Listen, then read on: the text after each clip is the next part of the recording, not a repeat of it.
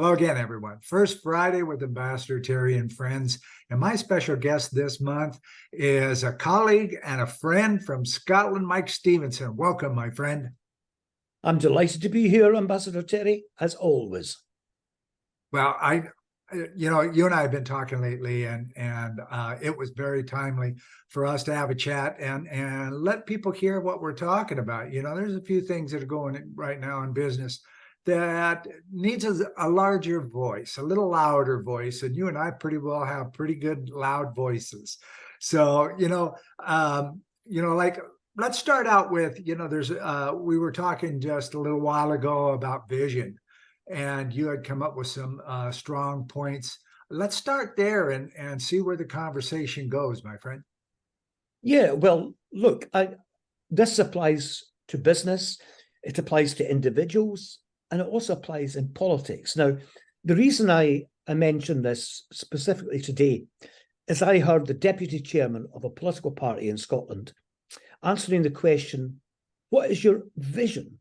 I think it was repeated a few times. What is your vision? And she said, to get things done. Now, that is by no means a vision. That's a process.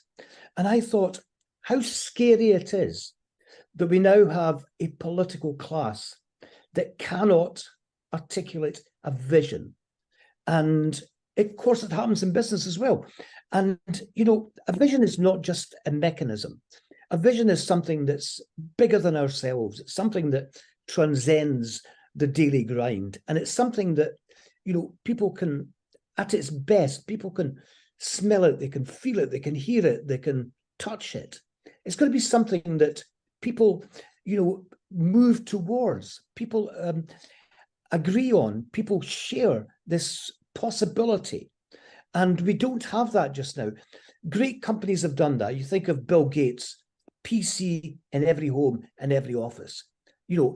That says it all, because at that time, it wasn't long after, people were saying that we'll only ever need 4 or 5 computers in the whole world. And in comes this audacious young man with this vision. Of course, we're now beyond that. So his vision is raised to curing diseases in Africa, and it is a lack of this kind of energy that we get from vision. And if politicians don't have it, and business people don't have it, and they don't engage people around that vision, you've got a problem. Absolutely. Absolutely. Not only is there a PC everywhere, but there's a few apples flying around too. Absolutely. And these are walking around with us. And they're every bit as powerful as the laptop I'm using to communicate this with today, Absolutely. ladies and gentlemen. And I think everybody pretty well knows that. I think there's a lot of dispersion about what's right or wrong, or where we should be going, the far right, the far left, all those kinds of things. Whatever happened to be in human beings, whatever happened to helping your neighbor just to help them, without asking anything, and then walk away before they even say thank you, or just it's done. And same vision. We both work with leaders on visioning and strategy, and a great deal of leadership is just exactly what you said: get things done. It's way out of whack, or they've created vision that is not achievable. No matter what they do in that company, they won't get there. Rather than create something that they would love to see out on the horizon, where they can see it come up in the morning and see it when they go to bed at night, and live it all day long without timelines, goals, pressure everywhere, laying all over you, and allow your people to drive the roadway to get to that vision. And guess what, ladies and gentlemen? When you get to that vision, make a new one. It's not real hard. Absolutely. But it takes dedication, and it takes the CEO, the very top people, to believe in that vision and speak that vision all the time. And then slowly but surely, with their example as being ethical and connected leaders, will drive it all the way down to the person pushing the broom. Okay. And it'll be there. Mike? I heard a great thing. And it was a French writer. And it was, if you want people to build boats, don't teach them to go into the woods to collect wood and how to put the wood pieces together. Teach them to long for the endless possibilities of the sea. It was something like that. And that's the difference between a vision and, this is your job.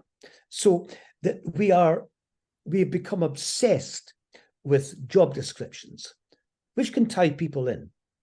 That's not in my job description. Well, if you give someone a prescriptive job description, then they're quite entitled to say, that's not in my job description. So we tie people into work. We don't encourage them to bring their whole personality to work. We don't encourage them to come up with ideas. Now, if you've got a clear vision and you've communicated that vision, and it's something that people are excited by, because if they're not excited by it, they won't join the company, or they will join the company with a kind of, well, it's a job, it pays me money. And that's the last person you want to be working in your business, your organization. So it really is important. And, most great visions are aimed at improving the human condition. It's not simply, the production of widgets. It's about the impact, the long-term impact on humanity. And young people today are more concerned about humanity than I think any generation in the past, because they've seen a world that seems to be fractured. It seems to be led by donkeys, in all honesty, and it seems to lack any kind of fabric that they can touch and feel, and they want to live in a better world. So the vision has to be about this better world and what your contribution is going to be towards it. Not some kind of, pull up mission statement that just talks about what you do. What you do is less important, and how you do it is less important than what we are going to achieve together. That's it. That's the difference between a vision and, some kind of cobbled together mission statement that's probably been put together by a committee of people. Absolutely. And you sparked a real definer there, and that is achievement. Ladies and gentlemen, when was the last time that you achieved something, really achieved something? You were very proud, very excited, and you wanted to do it again. Now Absolutely. you exponentially spread that throughout your entire company. Everybody that goes to work with you every day is achieving. You're doing it together. There's a love bond. There's respect. Honesty is easily achieved because it is the breath of the company now, not what's usually been happening in the past. And here's the key that I write about in my book, Consortium: Business Model for the 21st Century. And that is, people who achieve are healthier. They don't take sick days. They do take vacations, but they don't burn out, and they certainly don't leave the company, because on those days they're dragging a little bit. We all have those days. You get to work, you still come to work because you can't wait to get to work, because as soon as you walk in the door, bzzz, you're there. Okay. And guess what happens to your families at home? You eat healthier. Your expenses for medical and all those kinds of things are greatly reduced. And you have a happy home to come home to every night and to leave every day, and it doesn't matter if you're pushing the broom or you are sitting in the CEO's office. You each have a job to do, and you get paid for that job. Now, if you come up with an idea that can contribute to the company, I'll bet you that company is going to give you a little bit of a thank you for doing so. So that's what we're talking about a lot of today, is this vision, and where people are basically just lost. They don't have a real definition of vision inside them, so they don't have anything to send out. You can't give what you don't have, and if you don't understand vision, you can't give vision. You can write them up all day long, but they're not visions, number one, and nobody's going to believe them because you don't live them. Right? Absolutely. Mike. The the thing about consistency is really important, because if you're very clear about the vision and you've got a set of values that people have aligned to, and your employees find out, for example, that you're fiddling some kind of system, that you're not paying the full whack of tax, that you are contributing to environmental degradation, then they're going to fall out with you and they're going to lose trust. So this whole, I've been in workplaces where I've felt excited by what we're doing, and I've loved the people around me. And I have come to work with a spring in my step as early as I can. And I've been in other workplaces where I made up my mind to work as hard as possible, but why I was working hard was something in my own head rather than as part of the company's kind of culture. So, when I worked in some jobs, I wanted to build my body up, so I worked really hard and I was using every day as a piece of exercise. But in other jobs, it was about, seeing something emerge from what I'm doing and knowing that what I'm doing is going to have an impact, beyond my presence in the company. And that is an extraordinary feeling when you're doing something and you all know why you're doing it. And you all know the why is important. Yeah, the why is the vision. Because if people say, what do you do? We can all tell them what we do. If people say, why do you go to work with that company? That's when you want to see someone saying, because we're changing we're changing the whole experience of flying, and this is how we're doing it, rather than I work as a flight attendant. One says nothing and the other says something about you and your passion. So you're actually you're marketing the company. So every conversation your employees have with anyone outside work, they're communicating something passionate about the company. And that's brilliant for sales, apart from anything else. That's another reason for having a clear vision that people are bought into. Absolutely. Absolutely. I speak about this gentleman and his success regularly, and that's Sir Richard Branson.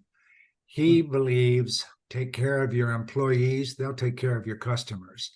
And ladies and gentlemen, during the Great Resignation and all those kinds of things, he didn't have any problem with cruise ships that he was building and getting ready to launch right in the middle of all of that. All the people he needed. Why? Because he was right there with them, sharing the vision so that they could share the vision with their friends, their family, and can't wait to get to work. That man has vision. That's another really good example of, what? I love me. I love my family. I love my job. And I can't wait to get to work every day. And I can't wait to get home every day because I love them all. They all fit in my life. Yeah. Ethically. Yes. And honestly. Because once you start to drift that one way or another, you're lost. Yeah, honesty is the best policy. We're talking absolutely. Honesty is the policy. Yeah. Right, Mike? The thing about Branson is, when he set up, the original mission statement was to improve the human condition. That's what it was. And when he went into, for example, airlines, he had a battle with British Airways for a start. So he went to court and he won the case. So they were able to fly transatlantic. But his question was, how can we make flying fun? That's a great question. So that was the why. We want to make flying fun. We want to, cut into the big boys and their monopolies. So that meant that people wanted to work for Virgin. People still want to work for Virgin, as opposed to British Airways, right? Because British Airways, I think, pays a bit more, but Virgin offers so much more. They can take their holidays when they want, provided it doesn't leave people stuck at work. So it puts responsibility. And he also says, I think one of the things he says is, you're not joining a culture, you're adding to our culture, you're bringing something to our culture. So it's saying that anyone coming in is coming with, their own personality, their own background, their own ideas, and they are adding to the company, not simply trying to fit in to a predisposed culture. And I think that's great because it leaves it open and evolving. And cultures evolve. They don't, you're not stuck in a culture. A culture is something that evolves, and the people evolve it, not the CEO. The CEO sets the temperature and the climate and the conditions, but it's the people then that make that culture. Absolutely. Absolutely. There are people, because of their own insecurities or what have you in their lives prior to their jobs, become lineal thinkers. A, B, C. This is what it says in the employee manual. This is the way we do it, period. And, case in point, I couldn't have two dogs in the same aisle seats on an aircraft. I won't mention the company. And I said, okay, what is the big deal with that? Well, people can't get in and out. There's two seats here, two dogs, me and my wife. Well, that's the rules. Okay. So I went across the aisle, switched with a lady, went across the aisle, took one of the two dogs, did the flight. Flying home, we still had our seats reserved back to back, came in, sit in our seats, put the dogs down because we have little Shih Tzus, right? So they have their own little carriers and stuff. Yep. And here comes flight attendant, greeted us with a great big smile. Same company, ladies and gentlemen. Yes. Great big smile on her face, just happy to be there. And I said, we know about the two dogs or more in the aisle. So she says, enjoy yourself. They're not going to bother anybody, And that was it. Okay, ladies and gentlemen, that was the difference of if that little lady would have made me move across the aisle again, we would never fly on that airline again. For that simple lineal thinking. And she had the confidence to say, forget it. Someone that has to keep reverting to the rule book is living in fear of breaching the rules. And that is a terrible workplace experience where you think, I have to apply the written word to every single situation, because then you are not responding to the customer, you're responding to your employer and all the rules that have been laid down. Daft. And a lot of people are unhappy at work. This is why this conversation is so important. We've got something like 8% of people will be happy to leave their job tomorrow because they don't feel connected to it. I mean, that is criminal. And that means we have got a leadership challenge, because things aren't right. If someone goes to work and they're wanting to leave and they're willing to leave at any point, something has gone badly wrong. Don't you agree? So we need to re-grab this. Corporatism, has it gone too far? Are people just, part of fodder? Some companies do it brilliantly and others clearly don't. So this leadership challenge now is, how do you work with a new generation coming through? How do you make them excited about what you're doing? How do you get them involved? How do you get them as part of the evolving culture and the evolving ideas of the company so that you're constantly, going forward? And a lot of companies don't have that. And I think that's really sad. And that is, it's a leadership thing. Yeah, absolutely. There's this high, it's starting to change here currently, I'm seeing. But, the thing was get that college degree and then get the suit on and start your way up to the corner office. And there's nothing wrong with that. I've been up there. Okay. And I enjoyed it. Okay. Yeah. However, when things start to go wrong without proper examples above you of people who are ethical and who are still breathing over your neck to get it done. And I mean, get it. I don't care what you do, get it done. That's where authenticity and honesty go right out the window. And what do? They teach that to the next generation of people that are coming up to heading for the corner office. Well, during the Great Resignation, there was a lot of people out there in the Zers and stuff that says, you know what, I'm taking my suit off. I'm not doing this. Yeah. And it caused a little upheaval, but it was due. It was Yeah. due by the very people that never had the opportunity in the first place to learn about leadership before they were put in the leadership role. Yeah. And that's powerful, you know, and it's got to be part of it. Hey, you see Miss A or Mr. B starting to really shine, and they look like they could really go somewhere in life and in your company. You don't start just pat them on the back and tell them they're doing a good job. You start mentoring them. You start giving them the skills to lead people. You allow them to come and knock on your door and sit down comfortably and chat about issues they're dealing with in their spot, in their area of responsibility, so that when they sit in your chair, because they're helping you go to the next chair, when they sit in that chair, they're going to do as good, if not a better job from what you were able to teach them.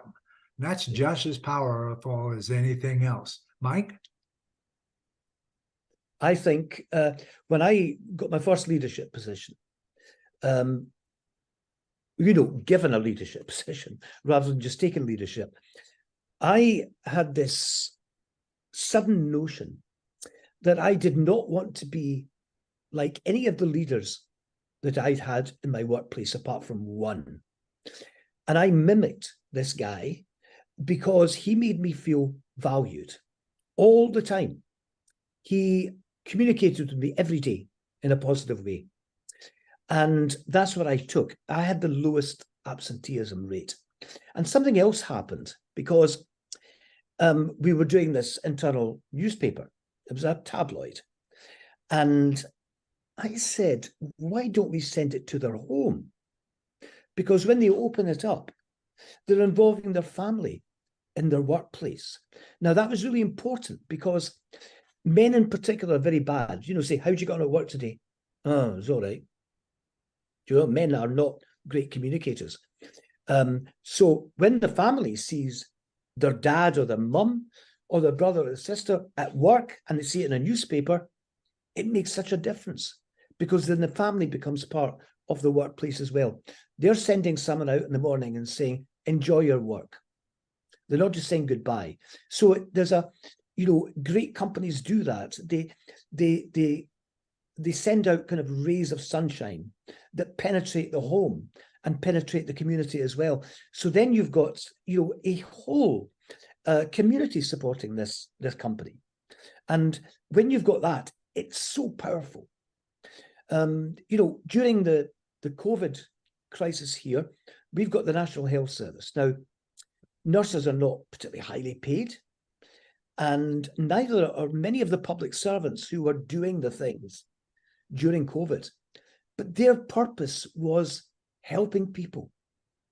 And no one saw any slacking off. They were spending sometimes months away from home because they didn't want the risk of taking COVID back to their families.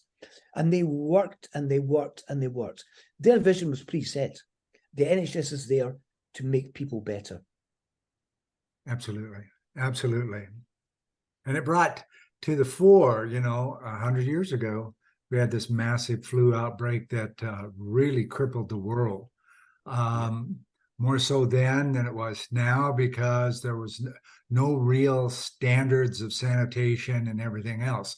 So as many people as they got out of the flu situation went right back in it because they just went right back to went home and made themselves a cup of tea or coffee or something and gave themselves the flu again. So now we have a lot better standards and stuff like that, but we have a different mentality, like it's supposed to be automatic.